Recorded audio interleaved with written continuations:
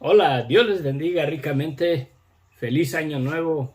En realidad es el deseo de mi corazón que Jesucristo se haga una realidad en sus vidas y que la gracia de Dios se perfeccione cada día más y más en nuestra vida, en nuestro corazón. Dejen y ajusto acá. Ok, sí, Dios les bendiga ricamente. Ha sido un placer verdaderamente poder compartir con ustedes a través de este medio, este recorrido a través de las escrituras. Hemos cubierto bastante terreno de la Biblia. Hemos cubierto este eh, el, el Evangelio de Marcos y mucho más, en realidad. Uno que otro tópico. Y ha sido una experiencia maravillosa. En realidad estoy agradecido con Dios y con ustedes que frecuentemente se conectan casi del diario. Gracias Jorge, Sofía, bendiciones, Mercedes, a Elmer, Gonzalo, a Luz, las hermanitas Luz, hay dos que se conectan frecuentemente también. Dios les bendiga en realidad. Gracias por acompañarnos a través de este recorrido por este año. Vamos a continuar con nuestro estudio en Romanos 13. No tengo nada especial. No pude compartir nada el día de Navidad. Se nos fue el tiempo muy rápido, muy pronto. Y creo que todo el mundo andaba ocupado también en ese día. Unos haciendo tamales, otros comiendo tamales. Y todas las, ah, todos los platillos, ¿no?, que hacen para Navidad. Bendiciones, gracias, gracias, infinitas gracias. Empezamos el capítulo 13. Ya nada más nos quedan, son 16 capítulos, 3 más, y concluimos con nuestro recorrido en el libro de Romanos. Ha sido un viaje muy maravilloso, mucho que considerar, mucho que reflexionar. Uh, es increíble cómo la vida del apóstol Pablo, ¿verdad?, fue transformada de una manera tan drástica. A él sí se aventó un giro de 160 grados, ¿sí? 9 y 9, 18, no, 180 grados. Un giro totalmente maravilloso que Dios le transformó su vida. Después de perseguir a la iglesia, el Señor lo hace el apóstol de los gentiles, y gracias al apóstol Pablo tenemos mucho material en el Nuevo Testamento, gracias a sus cartas, a sus epístolas. Es maravilloso en realidad cómo todas las cartas que tiene el apóstol Pablo,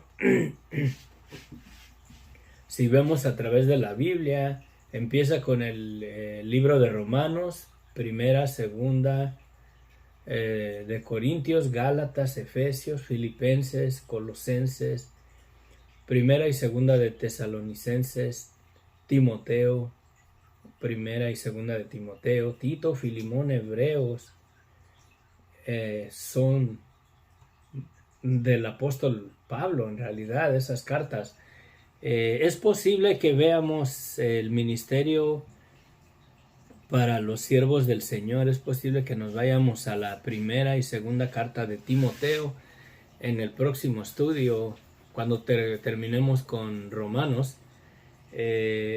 Será algo interesante. Vamos a verlo con el fin de aplicarlo personalmente a las personas que quieran o querramos servir al Señor, ¿verdad?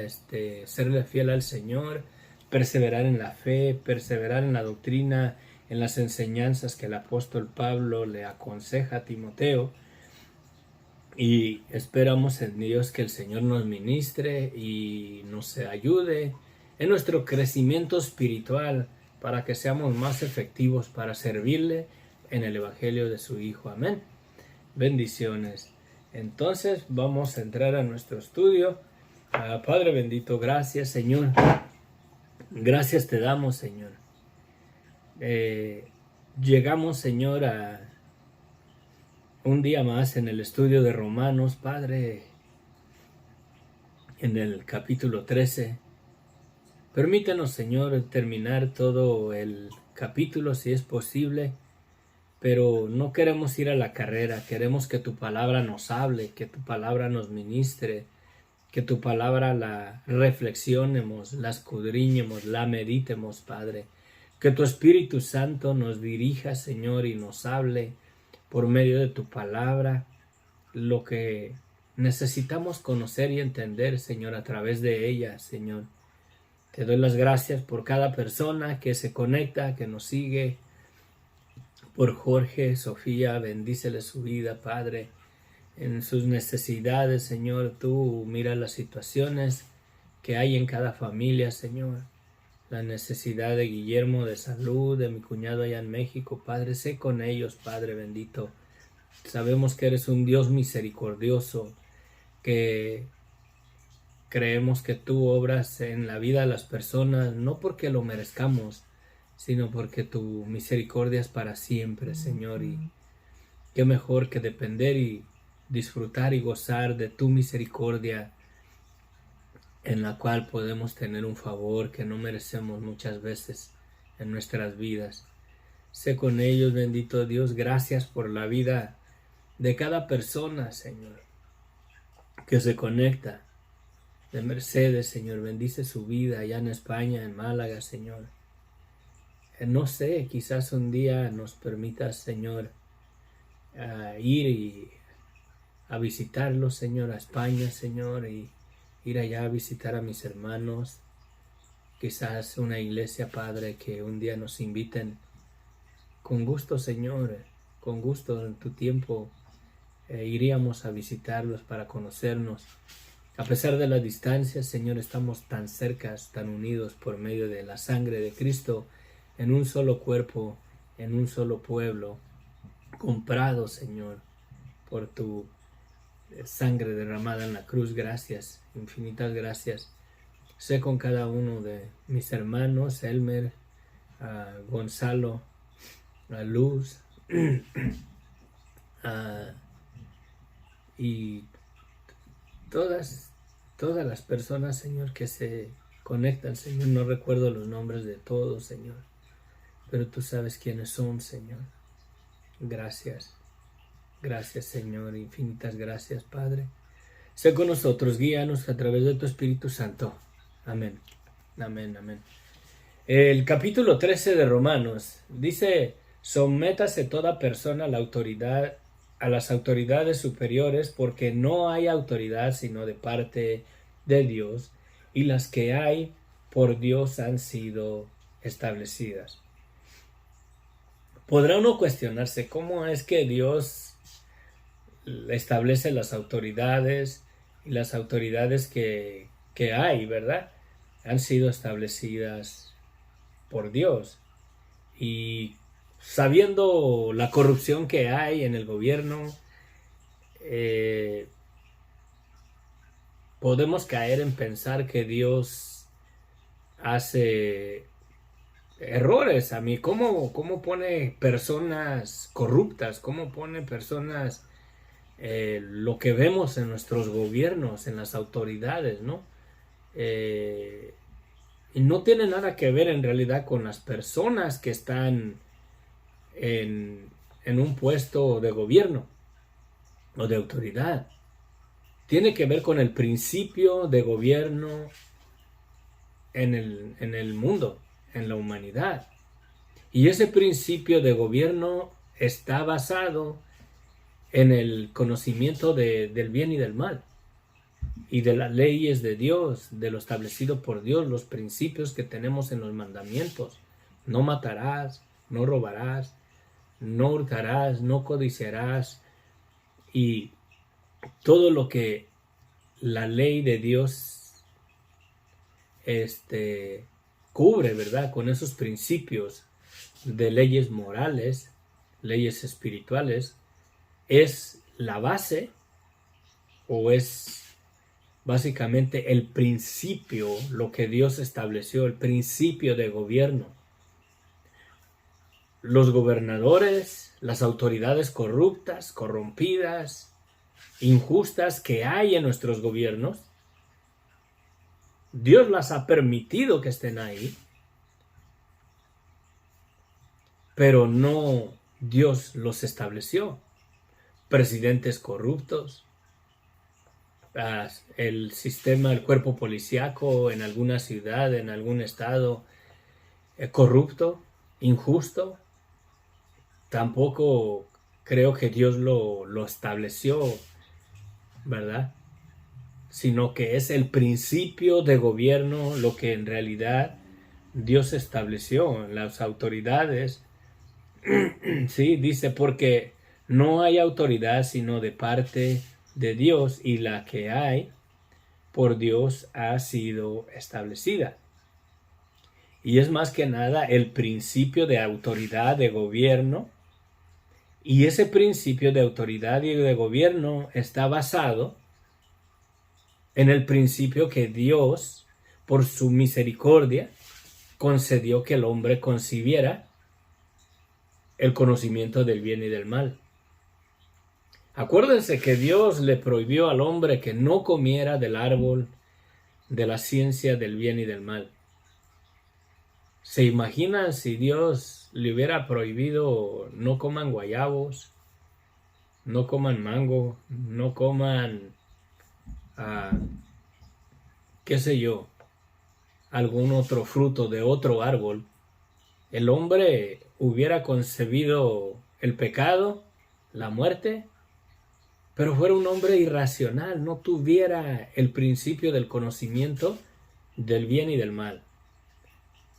Es obvio que dentro del conocimiento de Dios, sabiendo que el hombre iba a caer, iba a ser seducido por el enemigo, Dios en su infinita misericordia, conociendo todas las cosas, le dice: no comas del árbol de la ciencia del bien y del mal.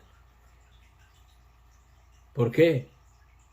Porque el Señor ya sabía que el hombre iba a ser seducido por Satanás y el hombre iba a caer en desobediencia, y en esa desobediencia el hombre iba a concebir el pecado, y por el pecado iba a concebir la muerte. Pero Dios, en su misericordia, les permitió también concebir el conocimiento del bien y del mal, y ese es un principio de autoridad, de gobierno para las leyes que hay establecidas en el sistema de este mundo. Sí. Las autoridades están en base al principio de gobierno de ley, de acuerdo al conocimiento de lo bueno y de lo malo que Dios permitió que el hombre concibiera para protección de la humanidad. Miren lo que dice: de modo que quien se opone a la autoridad, a lo establecido por Dios, resiste, y los que resisten acarrean condenación para sí mismos, porque los magistrados no están para infundir temor al que hace el bien, sino al malo. Y ahí está el conocimiento del bien y del mal. ¿Sí? Es el principio, entonces, la autoridad del gobierno, de las leyes establecidas, de las leyes morales y las leyes que Dios estableció, tanto como espirituales como morales. Es un principio que Dios estableció, y dentro del conocimiento de la omnisciencia y del misterio de Dios, de que Él conoce todas las cosas, permitió que el hombre concibiera el conocimiento también del bien y del mal, para así tener un principio sólido, firme de la autoridad, para castigar al que hace lo malo. Si no supiéramos distinguir, o no tuviéramos el discernimiento o el conocimiento del bien y del mal, las autoridades no sabrían a quién condenar, si condenar al bueno o condenar al malo. Y así como está en realidad Eduardo, bendiciones, Dios le bendiga. Pido oración por sanidad, enfermedad. A ver, vamos a ver ahorita. Ahorita vengo, ahorita si continuamos, no quiero perderme, pero ahorita oramos, ¿ok? Buenos días. Dice, sométase toda persona a las autoridades superiores, porque no hay autoridad sino de parte de Dios, y las que hay por Dios han sido establecidas. De modo que quien se opone a la autoridad, a lo establecido por Dios, resiste, y los que resisten acarrean condenación para sí mismos. Ya vimos en realidad que no tiene nada que ver con que si la policía corrupta que tenemos hoy en día en nuestros gobiernos, que Dios la estableció. No, Dios estableció el principio de autoridad para gobernar o aplicar las leyes morales y espirituales en esta tierra. Y eso fue posible a través del conocimiento del bien y del mal que Dios le permitió concebir al hombre al prohibirle Dios al hombre que no comiera del árbol de la ciencia del bien y del mal. Y si lo miran, tiene lógica, ¿sí? La palabra de Dios, cuando la miramos y la escudriñamos dentro de su contexto, dentro del contexto no solamente del pasaje, pero de toda la escritura, tiene sentido. Y es lógico, es convincente de que ¿se imaginan si Dios no hubiera permitido que el hombre concibiera el conocimiento del bien y del mal? ¿Sí? Porque los magistrados no están para infundir temor al que hace el bien, sino al que hace lo malo, ¿sí? Dice, sino al malo. Y el malo es el que hace lo malo. Gonzalo, buenos días. Y tiene lógica que este conocimiento de castigar al que hace el mal, ¿sí? Y no para que el que hace el bien tenga temor. Ese conocimiento, esa distinción entre el bien y el mal, Dios lo permitió en la humanidad al prohibirle que no comiera del árbol de la ciencia del bien y del mal. Y en realidad todo el propósito está dentro del plan de Dios, y como veíamos en el pasaje anteriormente, ¿quién podrá entender o comprender en realidad los caminos del Señor? Sus pensamientos, dice que son tan insondables que no los podemos, o sea, son tan profundos que no podemos llegar hasta el fondo, hasta donde terminan, y conocer todo lo que hay dentro de su pensamiento, dentro de su plan maravilloso, dentro del misterio mismo de la vida misma. Pero es obvio que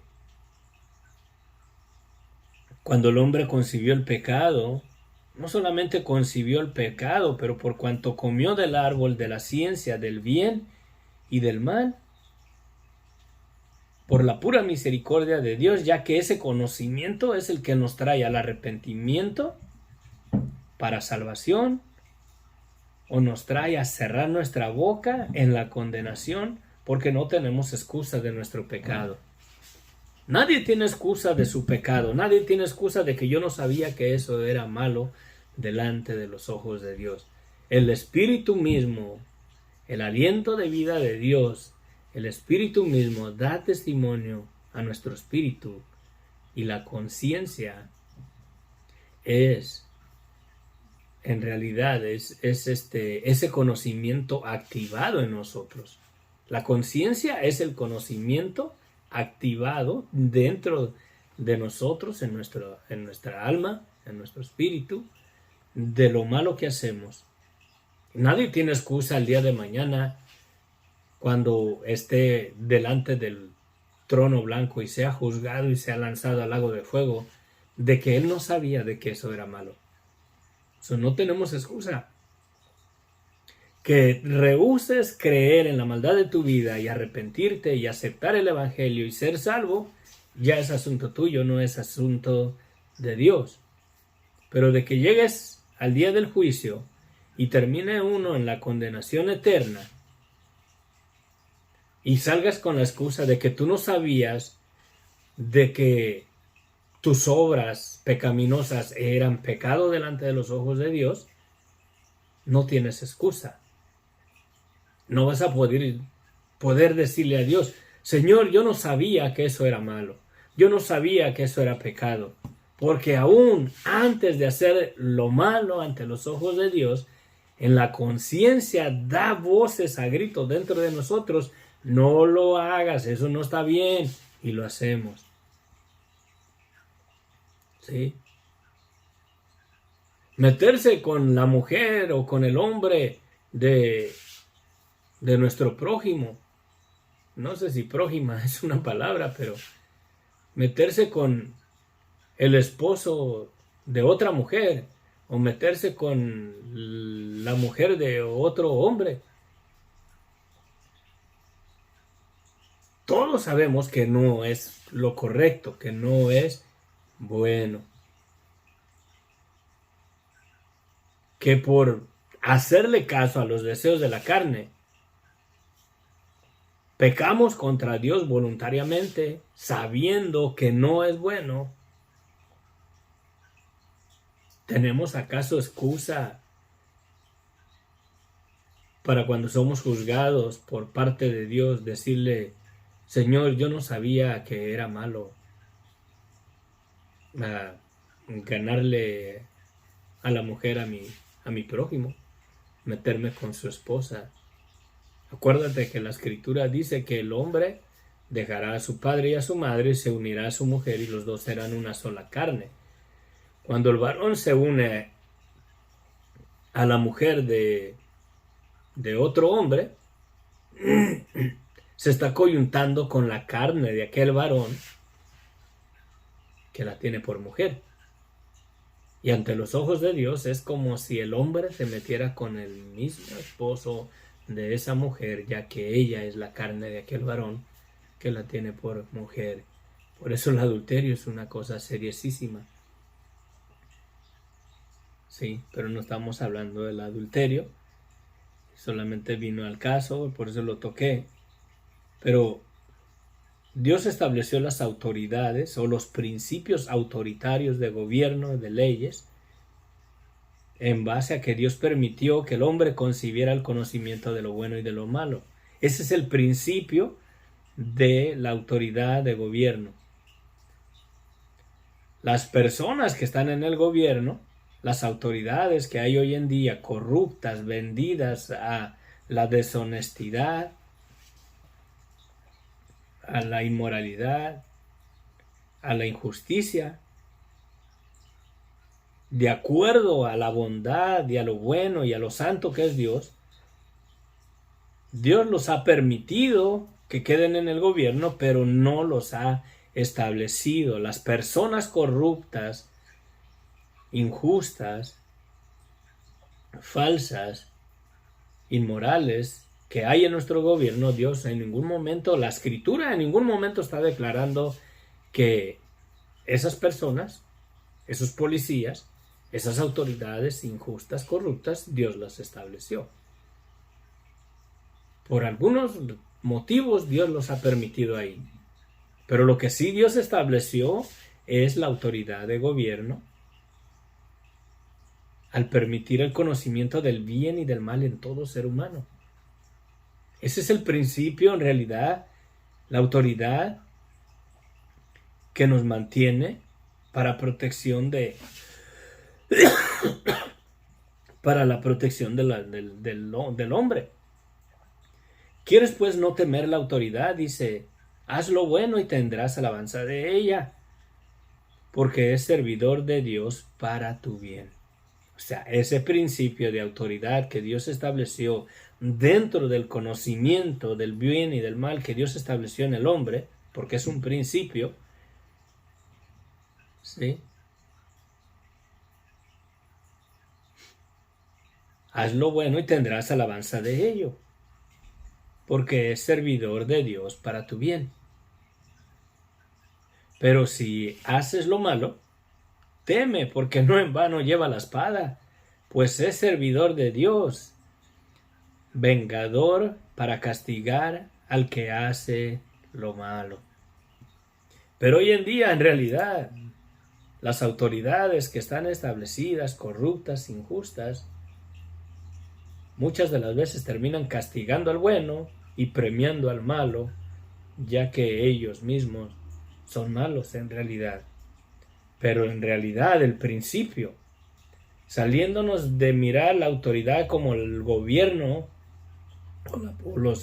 o el departamento policíaco de nuestra generación, saliéndonos del tipo de gobierno, de las leyes humanas, de las leyes de gobierno, mirando la autoridad como el principio que Dios estableció en el conocimiento del bien y del mal de todo ser humano. Sí. Si hacemos lo bueno, tendremos alabanza de ella, de la autoridad que Dios estableció en el principio del conocimiento del bien y del mal. De modo que cuando una persona es tentada a pecar contra Dios, a cometer adulterio, a meterse con el esposo o con la esposa de otra persona, y perdón, ahora no me preparé mi tecito, pero de todos que sea con tecito estoy igual. De modo que el principio de la autoridad que Dios estableció en el conocimiento del bien y del mal sobre toda la humanidad es en realidad lo que Dios estableció, y es de lo que el hombre debe de tener conciencia. Los gobiernos deben de volver a valorar ese principio que Dios estableció. Sí. Porque se imaginan un gobierno corrupto, dice, pues la misma Biblia dice que Dios estableció las autoridades, nosotros somos las autoridades, Dios nos puso aquí, y si están ahí es porque Dios lo ha permitido, pero de que Dios los haya haber puesto, no, porque contradicen el principio de autoridad o de gobierno de acuerdo a lo establecido por Dios dentro de del conocimiento del bien y del mal. Sí. Dice, porque es servidor de Dios para tu bien. De modo que la autoridad no se está refiriendo a las personas que están en el gobierno o a la policía o el cuerpo policíaco, sino al principio de gobierno de las leyes morales, de las leyes humanas y de las leyes espirituales dentro de lo que es el conocimiento de lo bueno y de lo malo. La misma conciencia testifica contra nosotros de lo que es malo, ¿sí? Y ese conocimiento, ese principio de autoridad o de gobierno, Dios lo estableció y es algo que Dios usa para servirle a Dios para nuestro bien. Si lo miramos de esa manera, este pasaje va más allá que de lo que son las autoridades y las leyes de gobierno. Porque si son las autoridades y leyes de gobierno a la manera que las vemos hoy en día, Dios se equivocó al establecer las autoridades de nuestros tiempos. Cometió el error de poner gente injusta, de poner presidentes, de poner gobernadores que premian a los que matan a las criaturas en el vientre, a los que ponen leyes que defienden a los homicidas que matan a un ser humano por medio del aborto. Les dan licencia, les dan permiso, y lo cual no está dentro del principio de gobierno de acuerdo a la autoridad que Dios estableció. Ese principio dentro del conocimiento de lo bueno y de lo malo. ¿Es bueno en realidad exterminar la vida de un ser humano, ya sea que esté en el vientre de una mujer o ya haya haber nacido? ¿Qué diferencia hay? Si la personita ya nació, y agarra uno una pistola y le da uno en la cabeza, es malo. Pero si le agarras una pistola y le das un balazo cuando está ahí en el vientre, es bueno. Tienes todo el derecho de la autoridad del gobierno para hacerlo. Y te premia el gobierno. ¡Bravo! Sí lo puedes hacer. Mira, aquí está una ley establecida. Las muchachitas, las mujeres que no quieran tener un hijo, pueden exterminarlo dentro de su vientre. Pero si ya nació, es homicidio. Pero si lo matan dentro del vientre, no es homicidio. Es como si dijera el gobierno, si lo matas dentro de su casa, no es homicidio. Pero si lo matas en la calle, en el público, es homicidio. ¿Se imaginan una ley así? Dios mío, Dios nos guarde, porque para allá vamos. Es como acá en California hay una ley que no puedes tomar bebidas alcohólicas públicamente, en la calle, exposición pública, tomando. No puedes, hay una ley que prohíbe que tomes en el público. ¿Y acaso una cantina no es un lugar público? Cualquier persona que sea mayor de edad puede entrar ahí, es un lugar, un negocio público. No es un negocio privado, no es como un club que solamente miembros pueden entrar ahí. Y intoxicación pública, si estás tomando en un parque, hay una multa. Estás violando la ley. ¿Y qué no es lo mismo cuando te estás embriagando en tu casa que embriagándote en la calle? Deberían de condenar el embriagarse, ya sea en su casa o fuera de su casa. De la misma manera, el homicidio. Si mata uno a una persona fuera del vientre, es homicidio. Pero si lo matan dentro del vientre, no es homicidio. ¿Hasta dónde vamos a parar en realidad con nuestras leyes, con nuestros gobiernos? Mucho que considerar. Vamos a tu oración. Perdona que me quedé aquí. Vamos a ver tu oración. Perdóname, no la estoy ignorando. Nomás que está buena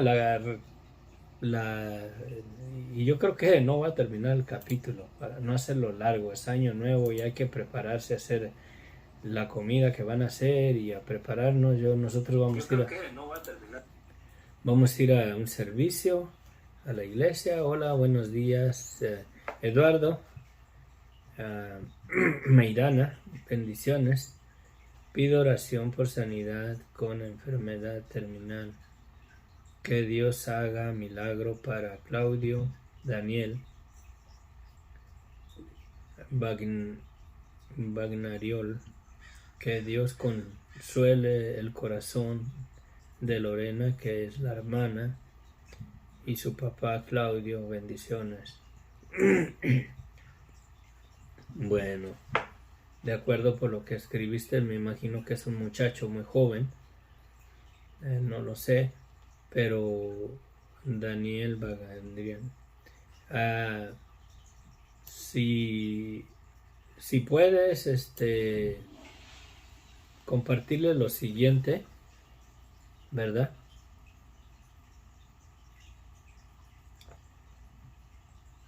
Que debe de venir a descansar en la esperanza que tenemos en el Evangelio de Jesucristo.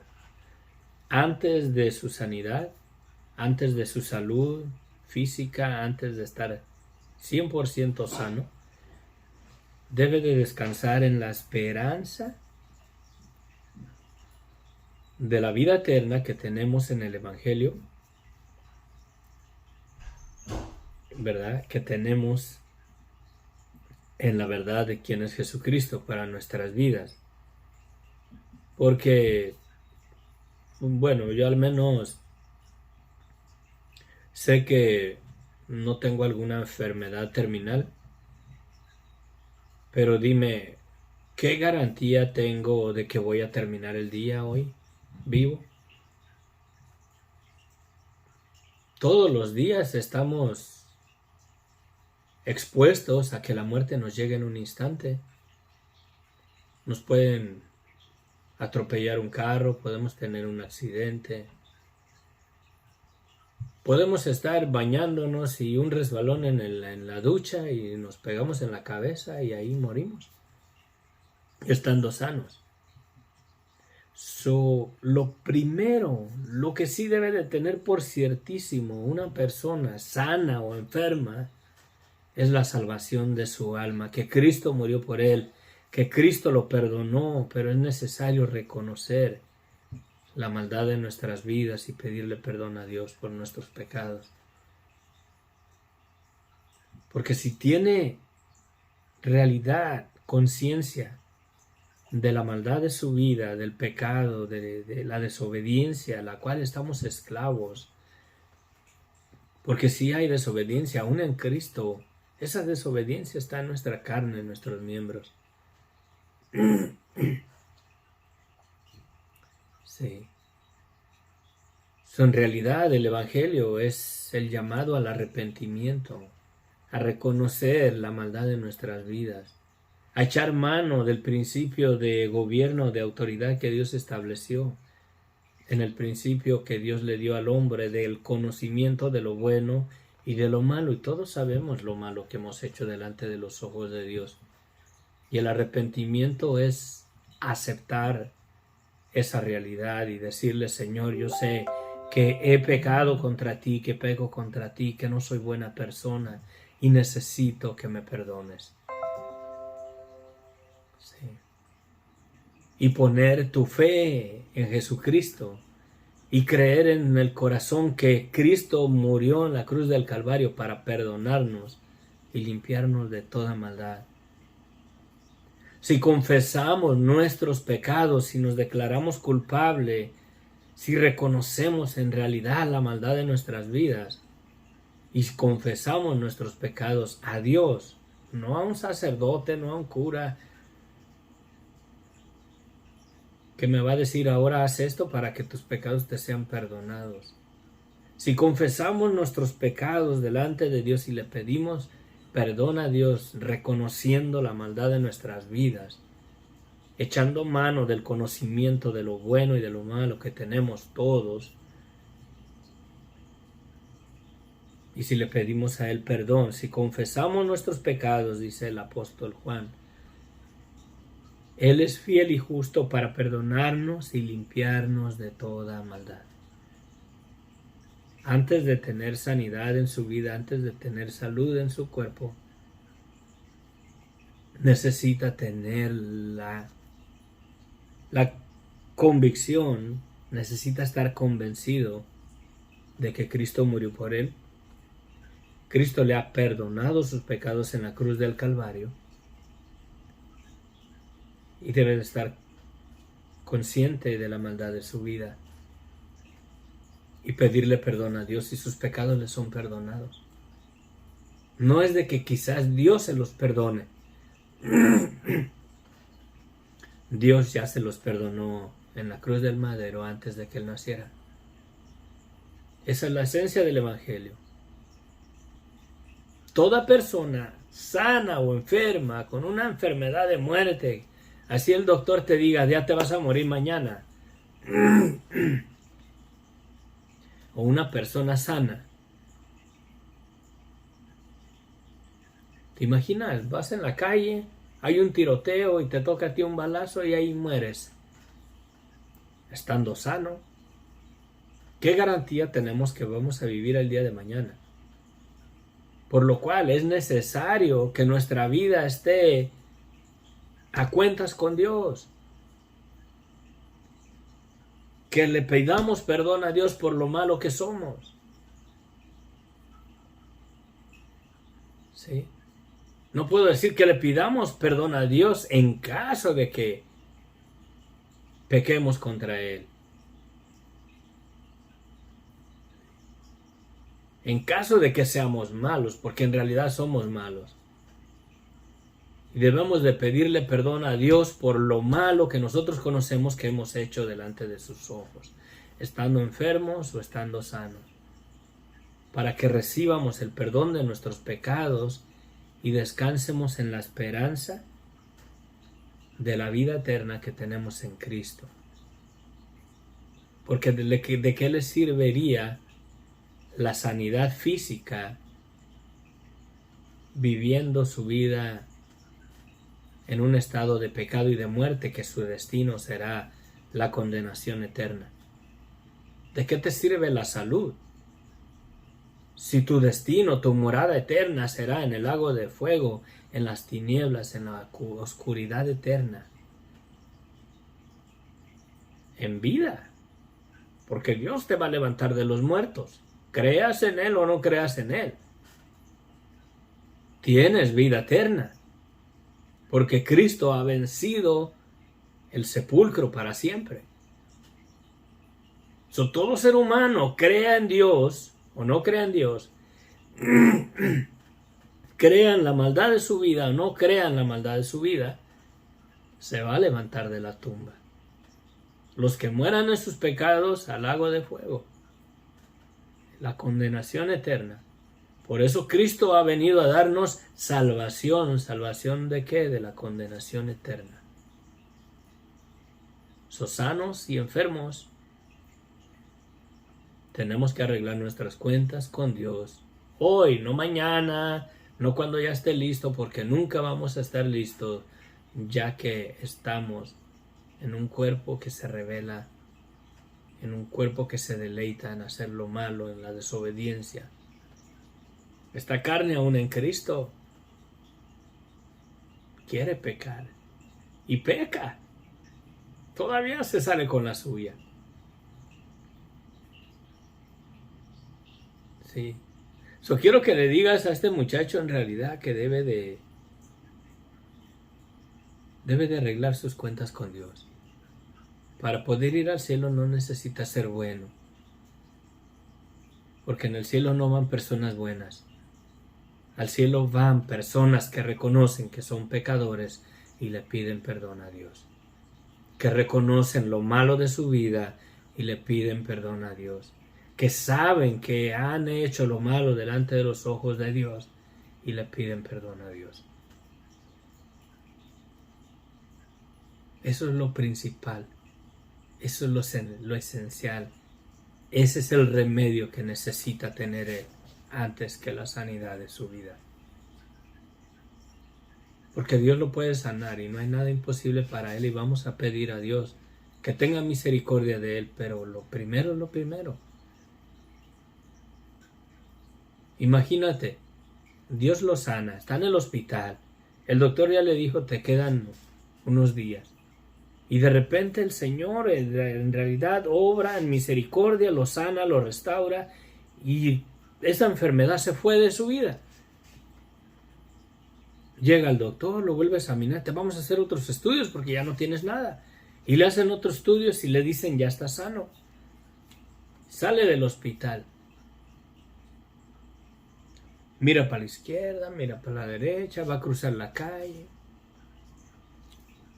le toca el semáforo para que cruce, va cruzando y por allá viene un borrachín distraído, texteando en el teléfono con alguna chica que conoció en una cantina, viene ebrio, no se fija y lo mata ahí en la pura esquina.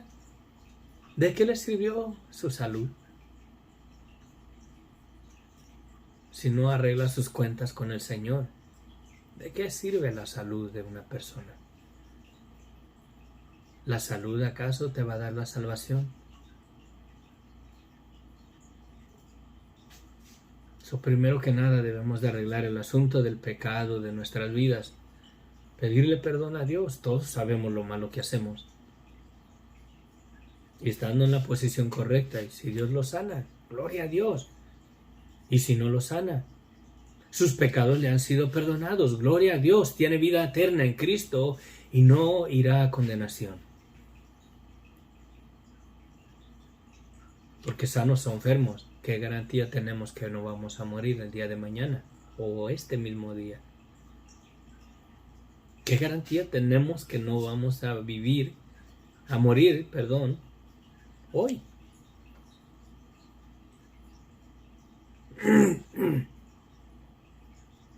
Me acuerdo de el terremoto en México.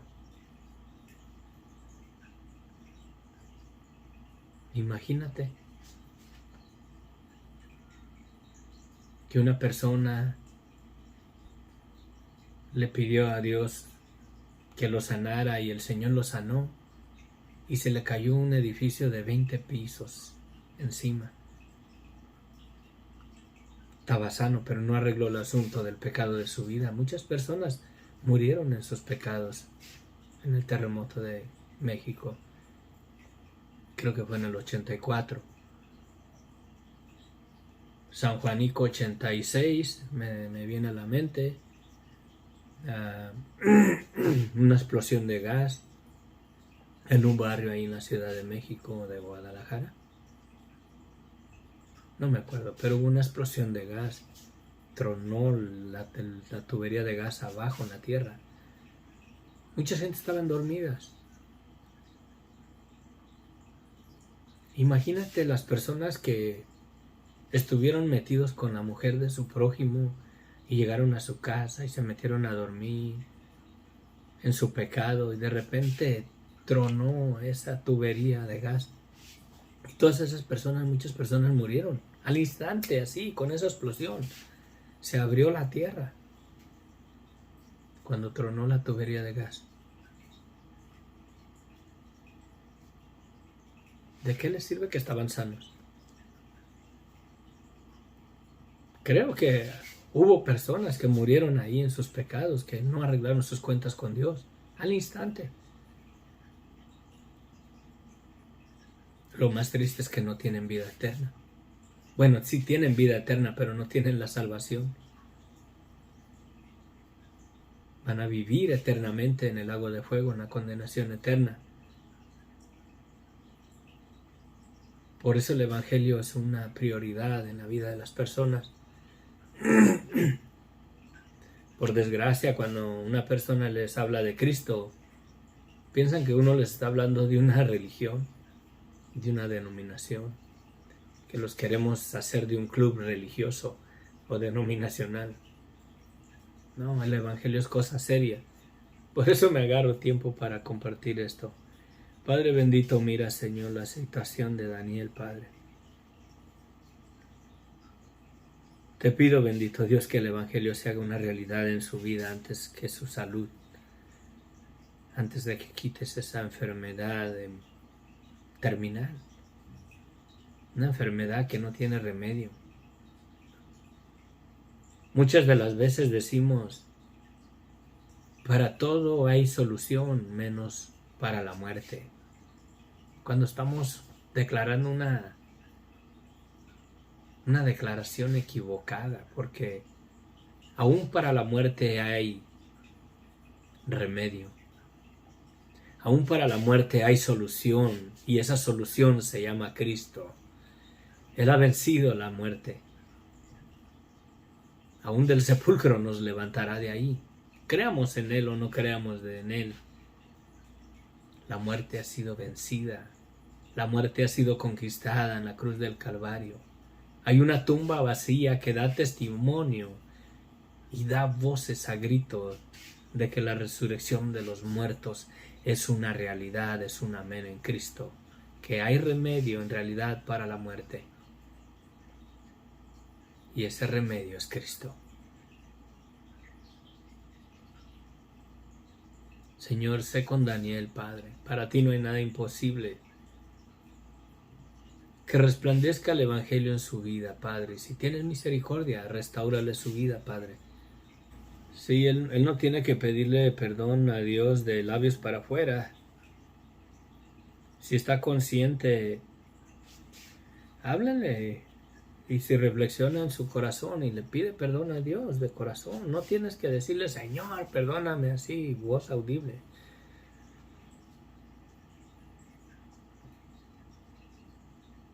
El alma de la persona puede clamar a Dios.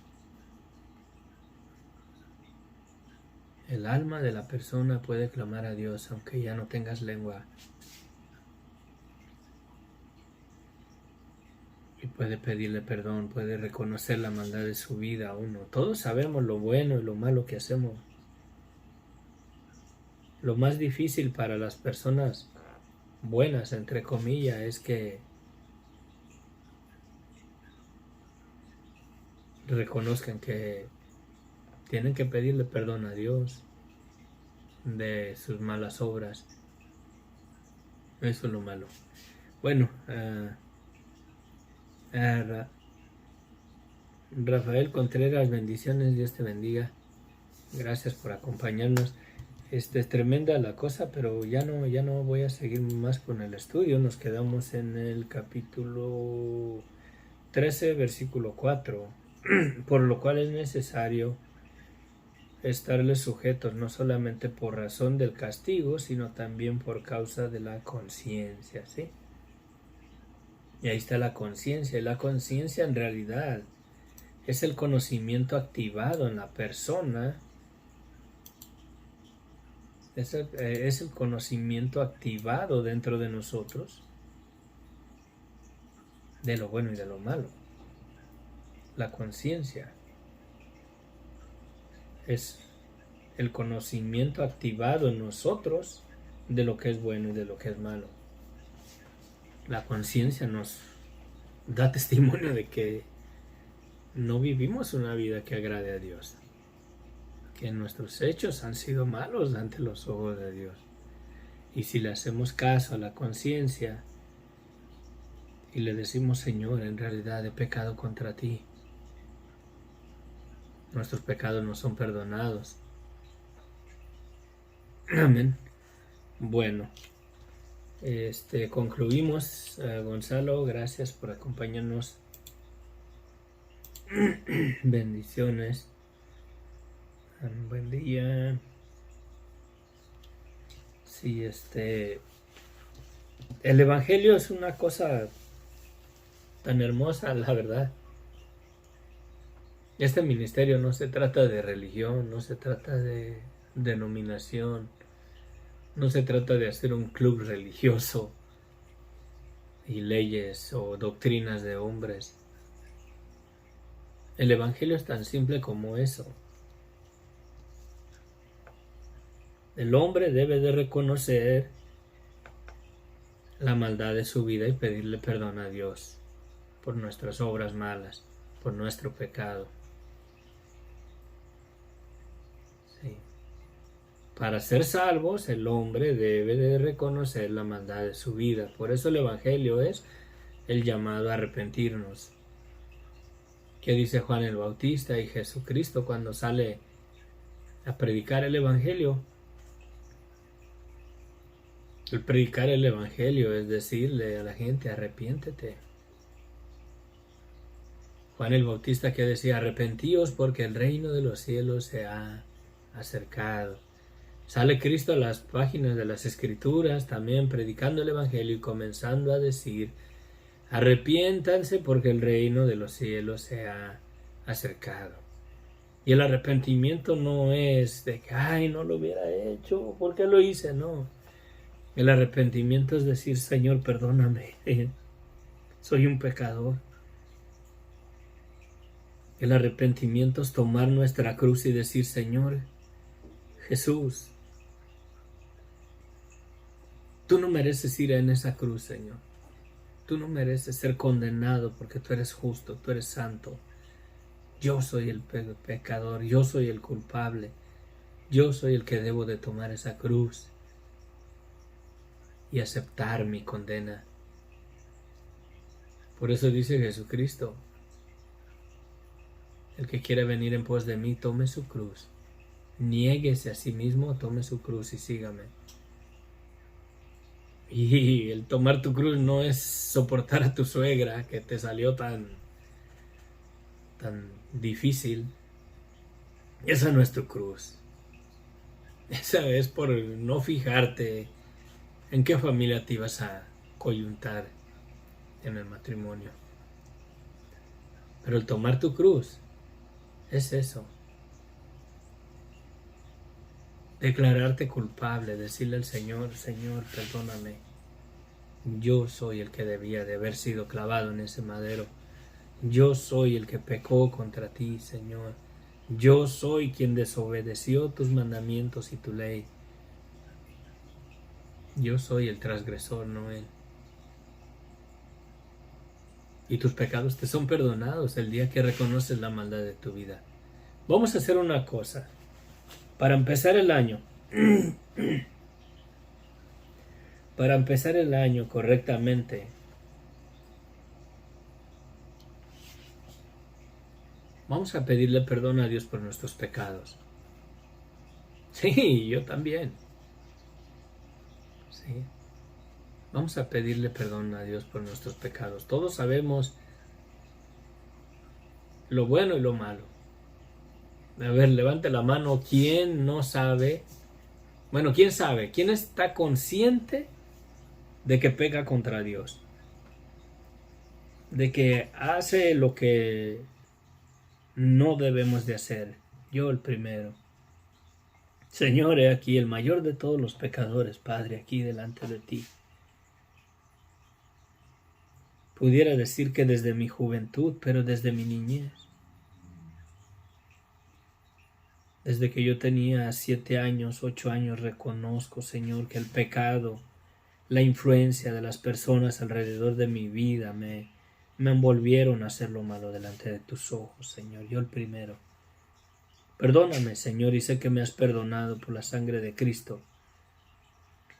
Sé que la vida eterna la tenemos no porque somos buenos, sino porque hemos reconocido y nos declaramos culpables delante de ti y recibimos el perdón de pecados que Cristo nos ha dado en la cruz del Calvario. Señor, perdónanos. Creemos que nos has perdonado por la sangre de Cristo, no porque somos buenos, no porque valemos la pena. Mira, Señor, ahí las manos levantadas, los corazones que están reconociendo la maldad de su vida hoy. Queremos empezar el año, Señor, con nuestras vidas santificadas por la sangre de Cristo. Aceptamos a Jesucristo como el Cordero tuyo, Señor, que quita el pecado de nuestras vidas. Te pedimos que nos des de tu Espíritu Santo para que gobierne y domine nuestra carne, los deseos de nuestra carne, los deseos de pecar contra ti, Padre. Que el Espíritu Santo nos dé la convicción de la maldad de nuestras vidas para ya no seguir viviendo esa vida que no te agrada a ti y que nos llevará a la condenación eterna, Padre. Ningún ser humano tiene vida eterna en tu presencia.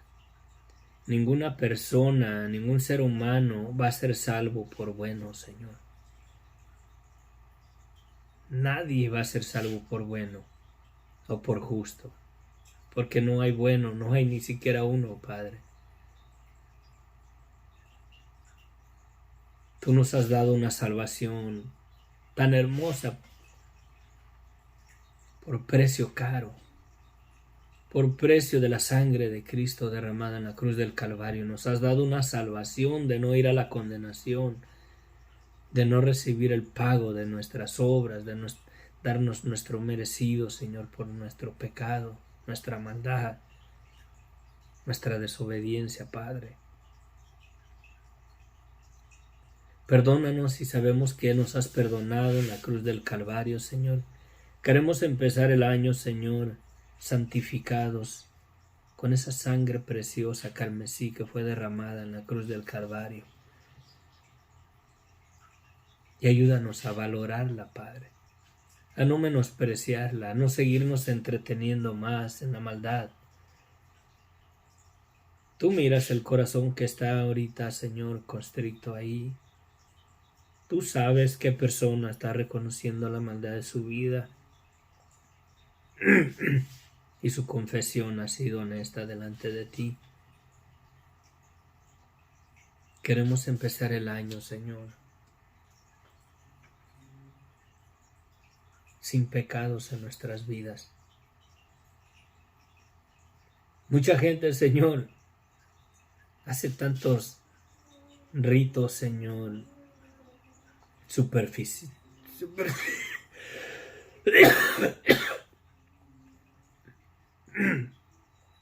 tantos ritos superficiosos, Señor, que se comen 12 uvas a medianoche, que se barre la casa de adentro, toda de adentro hacia afuera, para sacar la mala suerte. Ayúdanos a hacer un hábito, Señor, de ponernos a cuentas contigo, Señor. No solamente el fin de año, pero todos los días de nuestras vidas. Hoy nos reconciliamos contigo, Señor. Sabemos que Cristo derramó su sangre, nos ha perdonado. Que nos has dado un perdón que no merecemos, Señor. Bueno, al menos yo no lo merezco. Muchas de las veces al cristiano lo consideran como hipócrita porque declaramos que somos salvos. Y la gente dice, ¿cómo puede ser salvo si es un pecador como yo? No somos salvos por buenos. Somos salvos porque Dios es bueno y nos perdonó en la cruz del Calvario. Y para recibir ese perdón solamente debemos declararnos culpables y pedirle perdón a Dios. Gracias, Señor, por ese perdón tan maravilloso. Perdónale los pecados a toda aquella persona que te lo pida en este instante, Padre. Que su vida sea santificada por la sangre de Cristo. Que si enfrentamos la muerte el día de hoy, gloria a Dios porque estamos en la esperanza de la vida eterna y de la salvación eterna que tenemos en Cristo, Señor. No en una religión, no en una denominación, Padre. Te bendecimos, te alabamos, te declaramos, Señor, que tú eres el Señor de nuestras vidas. Doblamos rodilla y te decimos gracias. Gracias por habernos amado de tal manera que nos has regalado una salvación tan hermosa cuando no lo merecemos. Gracias por el perdón de pecados que nos has dado por la sangre de Cristo. Que tu Espíritu Santo nos lleve a vivir esa vida con poder, repudiando, Señor, el pecado de nuestras vidas. Ya no dejarnos influenciar más por los deseos pecaminosos de la carne, Padre, sino dejarnos influenciar por el Espíritu Santo y dejándonos influenciar por la abundancia de tu amor y de tu misericordia para con nuestras vidas, Padre. Te lo pedimos, mi Dios, en el nombre de Cristo Jesús, que nos dé la certeza de que somos salvos, de que no iremos a la condenación, porque Cristo murió por nuestros pecados, que tu Espíritu Santo nos convenza de esa verdad. Amén, amén, amén. Bueno, Dios les bendiga ricamente. Gracias por acompañarme. Bueno, les amo en el amor de Cristo. Nos vemos. Que Dios les bendiga. Gracias por acompañarnos. Amén. Se despide de ustedes el hermano Inos del Ministerio Sendero de Luz y Esperanza. Feliz año nuevo. Que la gracia de Dios se perfeccione en nuestras vidas y podamos vivir un año más productivo, llevando frutos espirituales, y que tengamos más firme la esperanza de la salvación, de la vida eterna que tenemos en Cristo. Amén. Bendiciones. Bye, les amo.